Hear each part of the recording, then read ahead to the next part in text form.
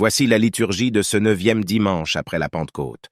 Seigneur, que les oreilles de votre miséricorde soient ouvertes aux prières de ceux qui l'implorent, et afin que vous leur accordiez ce qu'ils désirent de vous, faites qu'ils ne vous demandent que ce qui vous est agréable.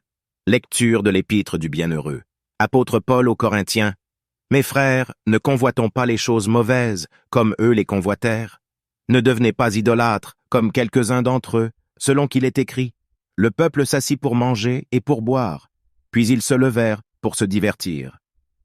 Ne nous livrons point à l'impudicité, comme quelques-uns d'entre eux s'y livrèrent, et il en tomba 23 000 en un seul jour. Ne tentons point le Christ, comme le tentèrent quelques-uns d'entre eux, qui périrent par les serpents. Ne murmurez point, comme murmurèrent quelques-uns d'entre eux, qui périrent sous les coups de l'exterminateur. Or toutes ces choses leur sont arrivées en figure, et elles ont été écrites pour notre instruction, à nous qui sommes arrivés à la fin des temps. Ainsi donc, que celui qui croit être debout prenne garde de tomber. Aucune tentation ne vous est survenue qui n'ait été humaine, et Dieu, qui est fidèle, ne permettra pas que vous soyez tentés au-delà de vos forces.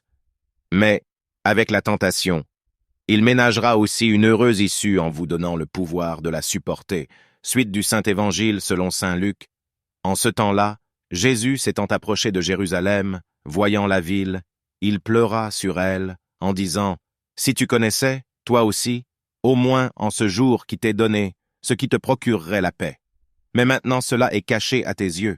Il viendra sur toi des jours où tes ennemis t'environneront de tranchées, où ils t'enfermeront et te serreront de toutes parts, et ils te renverseront à terre, toi et tes enfants qui sont au milieu de toi, et ils ne laisseront pas en toi pierre sur pierre, parce que tu n'as pas connu le temps où tu as été visité.